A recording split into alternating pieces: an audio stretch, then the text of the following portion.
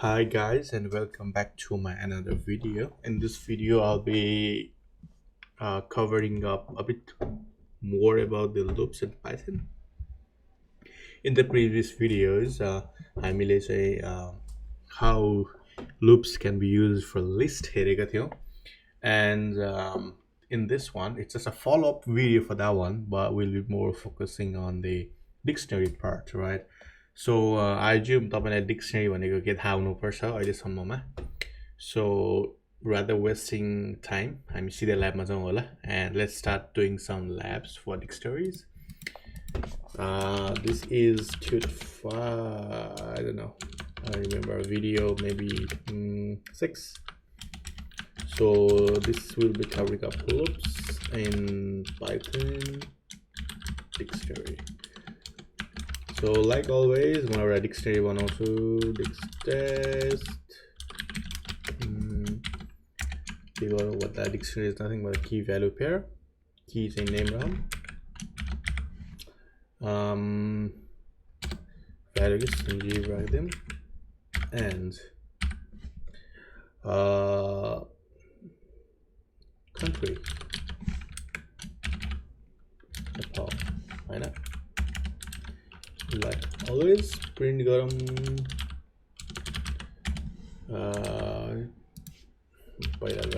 So just make sure you're in the right version. Yes, Python. Yes, you got the dictionary printed.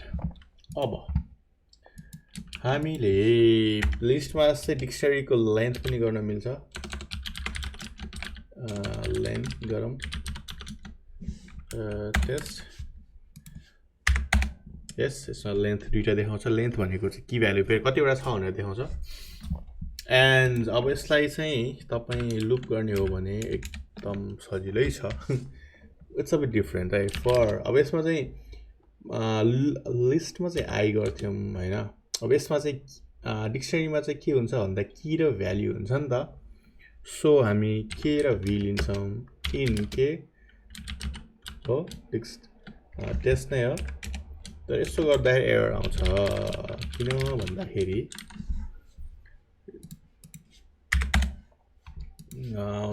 देखौँ न, किनकि के भन्छ भन्दाखेरि value error too many values to unpack भन्छ हैन. त्यही भएर अब हामीले चाहिँ यसलाई के गर्नुपर्छ भन्दा सधैँ डिक्सनरीलाई हैन लुप गर्दाखेरि सधैँ नै डट आइटम्स गर्नुपर्छ. This is in Python 3 and above, 6 and above, I guess. No, I think it's above 3. अनि अब चाहिँ यसलाई प्रिन्ट गर्यो भने की मजाले प्रिन्ट गरिदिन्छ, राइट?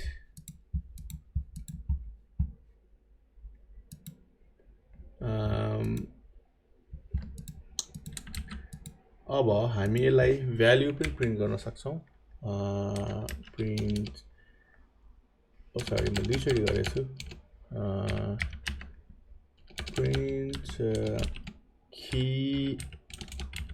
एन्ड भी. एज यु क्यान सी मजाले प्रिन्ट भएको छ. अब हामी अलिक कम्प्लेक्स लुपमा छौँ. यो त एकदम बेसिक भयो. के गरौँ भन्दाखेरि यो लिस्ट भयो. अब हामी यसलाई लिस्ट डिक्सनरी भयो. डिक्सनरीलाई एउटा अलिक कम्प्लेक्स फर्ममा राख्ने. यसलाई चाहिँ एकदम सर्टकट बनाउँ. Let's make like this.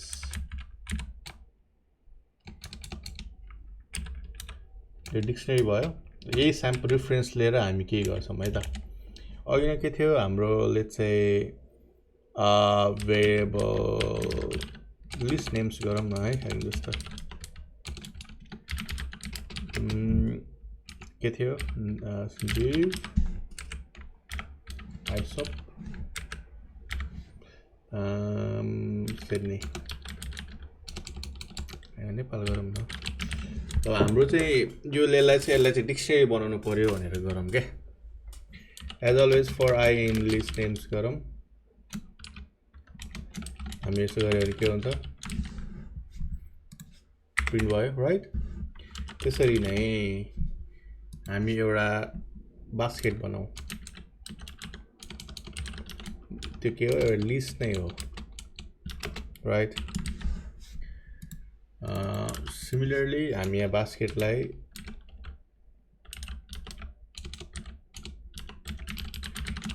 I गरौँ यहाँनिर प्रिन्ट गर्यो भने बास्केट भन्यो राइट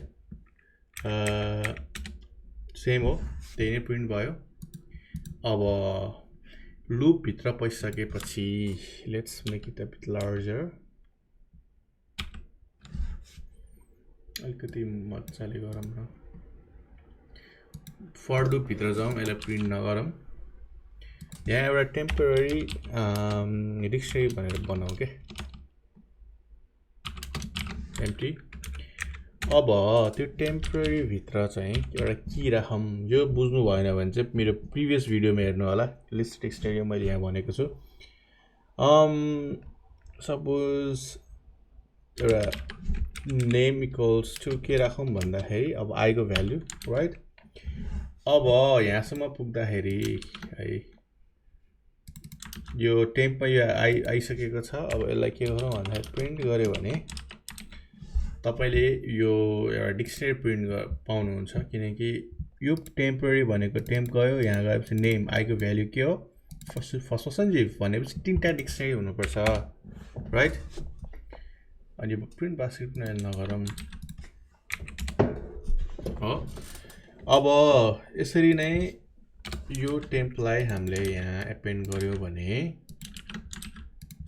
अब के गर्छ भन्दा यो डिक्सनरी छ नि जुन यो नेम राखेको यो लिस्टमा एपेन्ड हुन्छ देख्नुभयो अब यो त एउटा सिमिलर टाइप छैन तपाईले चाहिँ यो की भ्यालु चाहिँ डिफरेन्ट हुनु पर्यो रे के भन्न खोजेको if I equals to के हो सञ्जीव राइट भएपछि यसलाई के गर्नु पर्यो नेम हो एल इफ हैन I equals to ISOP भनेको के हो यसलाई कम्युनिटी गरौँ हैन त्यसै गरौँ न टाइप हैन यसो गरौँ नेम गरौँ दुईटा राख्यौं टाइप यो के हुन्छ यो नेम हो यदि आइसोप छ भने यसलाई पनि सेम नै हो टाइप त्यो भन्दा पहिला टीएमपी नेम गरौँ आई को भ्यालु नै राख्दियौं टाइप चाहिँ के हो त आइसोप भनेको एउटा यसलाई कम्युनिटी हो त्यसरी नै एल इफ के गरौँ भन्दाखेरि आइसोप पछि हाम्रो के छ नेपाल राइट के हो टाइप के हो कन्ट्री अब लास्टमा त्यो बाइक जति पनि आइको भ्यालु हुन्छ त्यसलाई चाहिँ के गर्दियौं भन्दाखेरि सेम नै गर्दियौं त्यो भन्दा पनि यो नेम त सेम नै हुने भएको छ मैले एउटैमा गर्दियौं सो यहाँ पनि चाहिएन टाइप चाहिँ के गरौँ भन्दाखेरि unknown गर्दियौं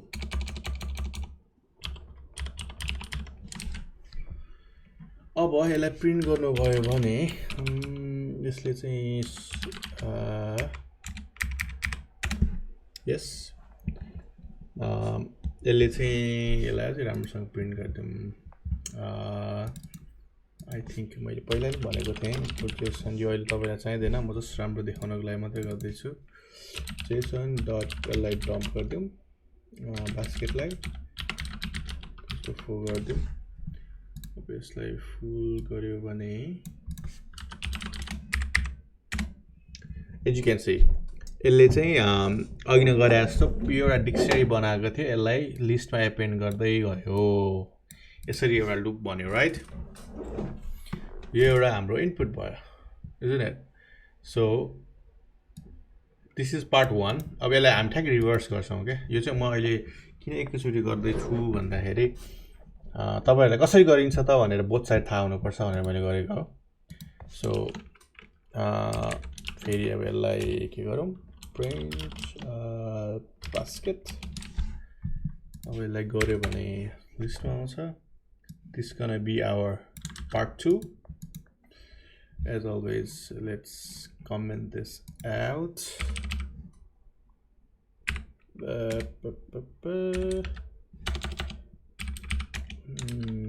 Okay. List dictionary combination भनेको यो भयो, right? अब हामी यसरी बुझ्न जरुरी छ है। मेन कुरा भनेको यो बुझ्न जरुरी छ के भन्दाखेरि यहाँ हेर्नुभयो भने कमाले सेपरेटेड गरिएको छ है। हामीले पहिलाको एक्जाम्पलमा हेरेको थियो कमाले सेपरेट गरेको स्ट्रिङ थियो टाइप, यहाँ चाहिँ डिक्सनरी छ, त्यति मात्र फरक हो। पहिलाको एक्जाम्पलहरुमा पहिलाको प्रिभियस भिडियोजहरुमा यो चाहिँ स्ट्रिङ थियो, अहिले चाहिँ डिक्सनरी छ। सो अब हामी यसलाई लुप गरौँ है त। अघि न हामीले पहिला लुप गरेको छ for i in test dictionary गरेर प्रिन्ट गर्यो भने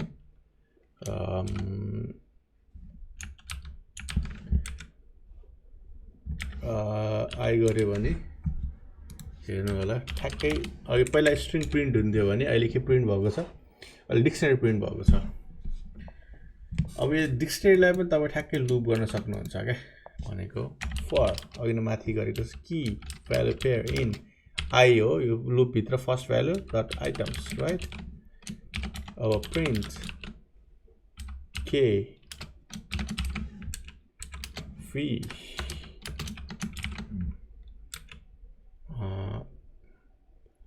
the format as always k and v. As you can see key value pair भयो। यो नगर्दा नि हुन्छ, यो चाहिँ जस्ट मैले तपाईलाई एक्स्ट्रा इन्फर्मेसन मात्र दिएको हो। अब के गर्न मिल्छ भन्दाखेरि suppose if you just want to print name here print i हैन, डिक्सनरी एक्सेस कसरी गर्ने, नेम गर्ने, राइट? यो गरे भने यसले अब सञ्जीव आइसोप र नेपाल प्रिन्ट गर्नुपर्छ। यस, त्यसरी नै टाइप गर्यो भने त्यो कीमा के छ त टाइप भित्र नेम कम्युनिटी एन्ड कन्ट्री देखाउनु पर्छ, right? So this is how डिक्सनरीमा पनि लुप गर्न सकिन्छ। यो त्यति कम्प्लेक्स छैन, it's very straightforward. I think this should be it for dictionary part. यो भन्दा कम्प्लेक्स चाहनुहुन्छ भने I'll definitely putting in more videos, you can comment it out. अर्को भनेको my next video will be coming up would be regarding functions, and after that one, if we had enough demand, we'll be focusing on object-oriented programming, and if we really have enough demand, we're going to focus on the data structures, algorithms in Python itself. So it all depends on the demands and what you guys want, right? So this is it for this video, and don't forget to comment if you got any questions, and like always, like the video, subscribe, and that should be it for now, and let's see in next video. Thanks guys.